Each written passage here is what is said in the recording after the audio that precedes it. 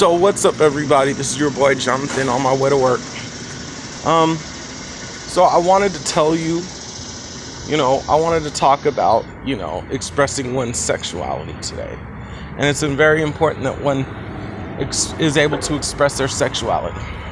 And the reason it's important is because everybody has a sex drive. Everybody in the world is a sexual creature. And, you can't have that sexual energy bouncing around you inside you forever because it's going to explode. And that's why we have incels and incel forums. That's why, we had those mass shooters, because nobody would let them really express their sexuality. They got really frustrated and the energy popped. Right? So to tell you about myself, and I told you, my energy kind of exploded, different times in my life, but specifically last video I talked about when I used to be an incel / weird furry pervert. That was crazy, but it was because my energy, I didn't have a place to put my energy. So let me put it this way. For example, when I was growing up, I had a dad that was very weird about relationships and sex. So the first thing is, he looked at sex kind of like sexual entertainment. So it was kind of like, if I had a crush, he would tell the whole house. I got a couple of love letters that he stole from me and read in front of everybody and laughed. I used to write a journal, and he had my sister read it, and then he scolded me about it and told everybody who was in the house about my journal. He even, one of my sexual experiences that wasn't the best, that I was, when I was younger, I was forced in a situation with a girl that I didn't want to be in. And I was kind of sad about it because, it was kind of a forced thing. And then he went and told everybody in the neighborhood my business and ratted me out to everybody, and people have been laughing at me for years. Oh, you had this happen to you, Jonathan, and we're crying about it. And it's like, it's stupid, And I was really in a bad situation. And so, I never really talked with him. I mean, I always had to repress my sexual energy when I was around him because stuff like that. And then, we grew up in San Francisco where they're pushing all the black people out. And so there's not a lot of black people in San Francisco. And so a lot of the black people in San Francisco are trying to hold on to what's left of their culture. And he was trying to tell me that, okay, you have to have a black girl, because we're trying to hold together this culture. And I was never around any black girls. Because there's not that many out there. I was around a bunch of Asians and Filipinos. And he did not take that well. It was like, no, you can't, you're not Asian, you can't talk to Asians, you can't really, date an Asian girl. And so that was another thing that I had to really, repress my sexuality. And yeah, I did go out with some Asian girls in secret, but it was kind of like, I couldn't really express myself. And then even like when I did, was going out with girls in front of him, one time I was dating one girl and he chased me down the street yelling at me about having sex with her or something. And he's yelling and screaming for all the neighbors to see about having sex with this girl. And then another time I was dating this one girl and I made a stupid joke on Facebook from a joke that she made about herself. And somebody read it and told my dad about it, and he jumped in my face and started scolding me about, the joke that had nothing to do with him. He didn't know the context or anything. And so things like that is the reason why, for years I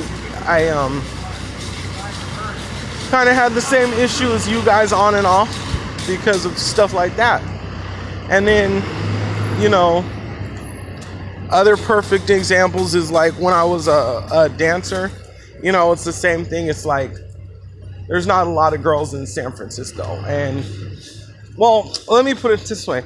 I don't know the actual number of men to women, but let's say most of the women in San Francisco, in like their 20s and mid 20s, have really good jobs. You don't have a lot of girls that work blue collar out there. So whether or not there's a lot of them, it's just a lot of them have really good blue collar jobs, and then, you know, there's only a handful of girls that are really practical out there, and so people be fighting over them. And you know, it's like when I was a dancer, it's like people be ready to slit your throat over a girl because there's not many of them around, you know. And so you have to repress your sexuality because, you know, you don't want to get you don't want to have to deal with drama.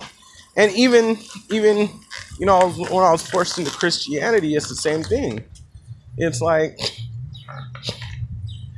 they look at men as, okay, most men are trying to hump and dump everything that moves, leave a baby on the doorstep of the church, and then we got to take care of it. And they're like, fuck that shit. So they're trying to, you know, protect themselves and protect the ladies around them and this, that, and the other. So they do what they got to do. And they're like, don't even look a girl's direction, you know. And I've been through all that. And that's why, you know, when I got into seminary, you know, for some reason, after I dated this one girl, my sexuality just kind of bursted, and I was like, oh my God, I got all this sex energy. Where do I put it? What do I do with it, you know? And it was crazy, but, you know, and I was a little creep back in the day, different parts of my life, and that's why, right? And that's why a lot of you guys might come off as creepy, because you're trying to express your sexuality and it just boils over, but then nobody understands. And the reason nobody understands is people are selfish because they want what they want, right? It's like this. My dad didn't want me to go out with any Asians because he didn't want to deal with the racism and the racist family, or he didn't want to deal with that, right? You know, a lot of churches don't approve of like going out and dating and looking for girls because they're in this whole mode where they have to save the world, and they don't want, you know, and they believe that a lot of men just want sex and get women pregnant and leave them, and that's what they believe.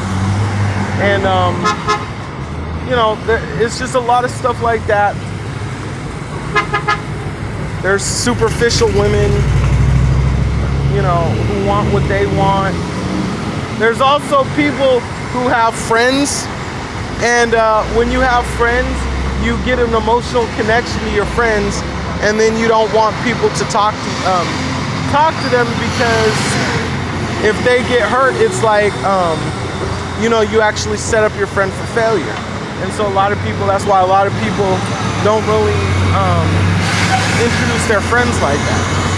And so let's get to the point, right?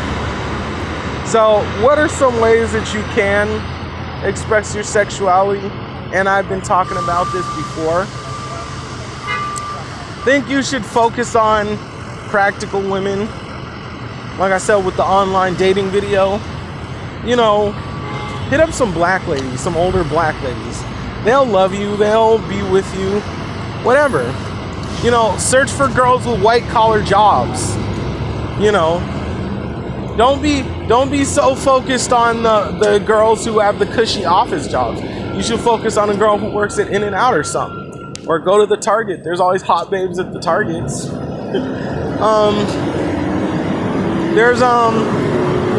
There's also singles events. You know, a lot I don't know, my city didn't have them, but New York has them. And singles events, it has a lot of practical women that are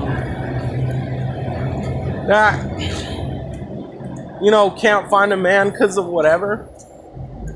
I mean, there's a lot of stuff. Latino women, they're always open. They're practical. They're not like perfectionists. A lot of them aren't perfectionists. You know, you don't have to chase after the girl with the porn star body. So just, you know, learn learn. I'm going to talk about in the next video different outlets for you to express your sexuality, okay? So that's the end of the video. If you liked the video, give it a thumbs up, subscribe to my channel, leave a comment. I'll get back to you. All right, I'm out, y'all. Peace.